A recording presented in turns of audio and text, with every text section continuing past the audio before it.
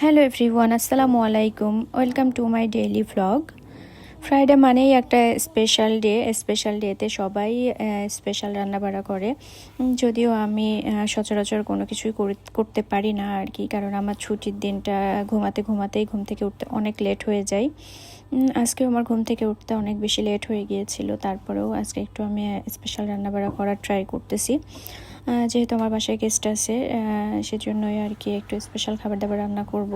তো এখানে আমি রোস্ট করব। রোস্টের সমস্ত মশলা একসাথে মিক্সড করে নিচ্ছি, কারণ রোস্টের মশলাটা মিক্সড করে নিলেই ভালো হয় আর কি। তো এই যে আমার সমস্ত কিছু রেডি, এখন শুধু রান্না করার পালা। আমি চিকেন ভেজে নিয়েছি, সমস্ত কিছুই রেডি করে নিয়েছি, আর এই তো এখন রান্না করব। তো আমি সব ধরনের শুকনো মশলা আমি তেলের উপরে দিয়ে দেন পেঁয়াজ, ঘি সব কিছু দিয়ে দিলাম। আর যে মশলাটা আমি মিক্সড করে রেখেছিলাম আগে থেকে, সেই মশলাটাও আমি দিয়ে দিলাম তেলের উপরে। আর এই মশলাটা যত সুন্দর করে আস্তে আস্তে ধীরে ধীরে কষানো যাবে, রোস্টের মজাটাও তত বেশি ভালো হবে। মশলাটা সুন্দর করে না কষালে আসলে কোনো তরকারি খেতে ভালো লাগে না। আর এই তো দেখেন, আমি এখন চিকেনটাকে দিয়ে দিয়েছি। এখন চিকেনটাকে আমি ভালো মতো কষিয়ে নিচ্ছি, কারণ এই মশলাটার মাধ্যমে যতটা সুন্দর করে কষানো যাবে ততটা সুন্দর করে আর কি ভালো লাগবে খেতে। তো মশলা কষানো হয়ে গেলে দেন আমি এখন পানি দিয়ে দিলাম। পানি দিয়ে এখন আমি ঢাকনা দিয়ে ঢেকে দিব চিকেনটাকে সিদ্ধ হওয়া পর্যন্ত আর কি।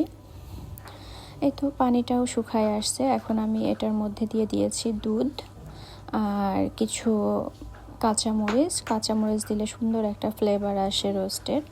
তো আমার রোস্ট রেডি, এখন প্রায় হয়ে গিয়েছে। এখন আমি এটার উপরে দিয়ে দিব পেঁয়াজ বেরেস্তা দিয়ে কিছুক্ষণ ঢাকনা দিয়ে রেখে দিলেই আমার রোস্ট রেডি হয়ে যাবে আর কি। এই তো প্রায় শেষ আর কি রান্না। এখন জাস্ট আমি অফ করে দিব চুলাটা, দিয়ে কিছুক্ষণ ঢাকনা দিয়ে রেখে দিব। দেন আমি এটাকে সার্ভ করব আর কি। আর আসলে এত বেশি টাইম হয় নাই, তাই আমি সুন্দর করে ভিডিও করতে পারি নাই। এই তো ফাইনাল লুক আমার রোস্টের। লুকটা যেমনই হোক না কেন, খেতে অনেক বেশি মজা ছিল, অনেক টেস্ট ছিল আর কি রোস্টটা।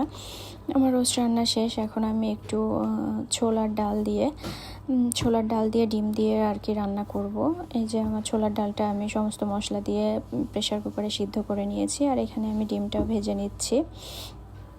কারণ যেহেতু আমার হাতে টাইম খুবই কম ছিল, আমি শর্টকাটভাবে যতটুকু যেভাবে সম্ভব সেভাবে রান্না করে ফেলবো, কারণ আমার রোস্ট রান্না করতে করতে অনেক দেরি হয়ে গিয়েছিল, যার জন্য আমি অন্য রান্না করতে আমি খুব বেশি টাইম দিতে পারিনি। তো এখানে আমার ডিম রান্নাটাও হয়ে গিয়েছে। আর সবচেয়ে সহজভাবে আমি যেটা রান্না করেছি সেটা হচ্ছে পোলাও।